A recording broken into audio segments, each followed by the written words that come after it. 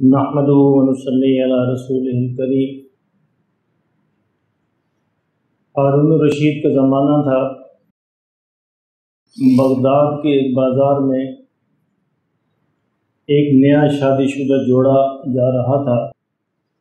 دلہن نے بھی زرق برق لباس پہن رکھا تھا، دولہا کا بھی لباس نیا تھا۔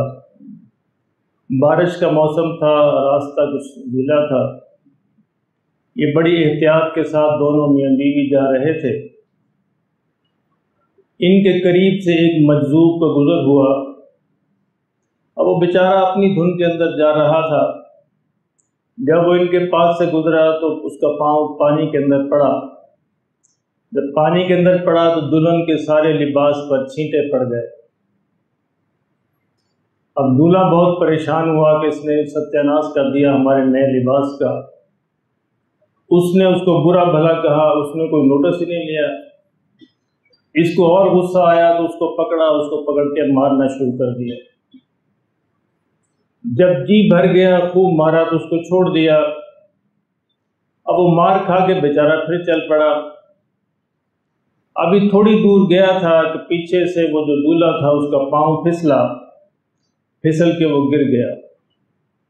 گرا تو اس کی گردن کا جو جوڑ تھا وہ ٹوٹ گیا اور موقع پر ہی اس کا انتقال ہو گیا۔ اب لوگوں نے اس مجذوب کو پکڑا، اس نے کہا تو عجیب مجذوب ہے، تو نے کیسی بد دعا دی، اس موقع پہ یہ تو ختم ہو گیا۔ اس نے کہا میں نے تو بد دعا نہیں دی۔ اس کا نہیں، تو نے کوئی بد دعا دی ہوگی جو فوراً یہ مر گیا۔ اس نے کہا اللہ کی قسم میں نے کوئی بد دعا نہیں دی، میں نے تو کچھ بھی نہیں کہا اس کو۔ انہوں نے کہا نہیں تو نے کچھ کہا ہوگا۔ انہوں نے کہا دیکھو میرے پیچھے تم پڑے ہوئے ہو، لیکن تم نے یہ نہیں پوچھا کہ اس نے مجھے کیوں مارا۔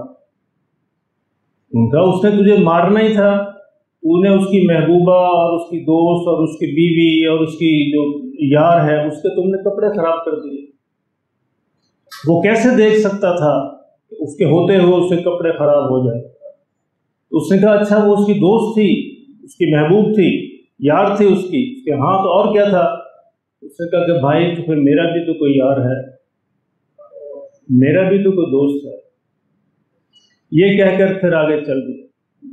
میرے محترم دوستو، جن لوگوں کو یہ مان ہوتا ہے کہ اللہ ان کا دوست ہے اور اللہ ان کا یار ہے، تو وہ بہت ساری باتیں اللہ پہ چھوڑ دیتے۔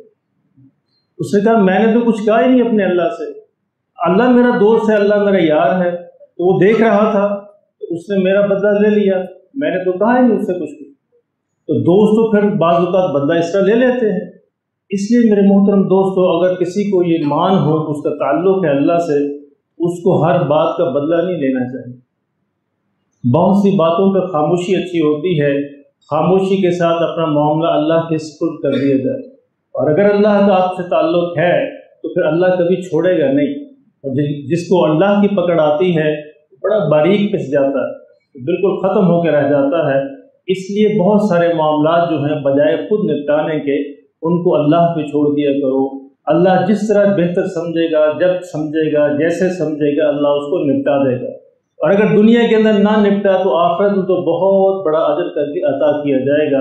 اگر انسان اس حقیقت کو سمجھ لے کہ اللہ مجھے دیکھ رہا ہے، اللہ میرے ساتھ ہے، میرا دوست ہے، میرا یار ہے، میرا محبوب ہے، اور وہ مجھے دیکھ رہا ہے، اور بندہ بس کسی کو کہہ دے کہ کوئی دیکھ رہا ہے۔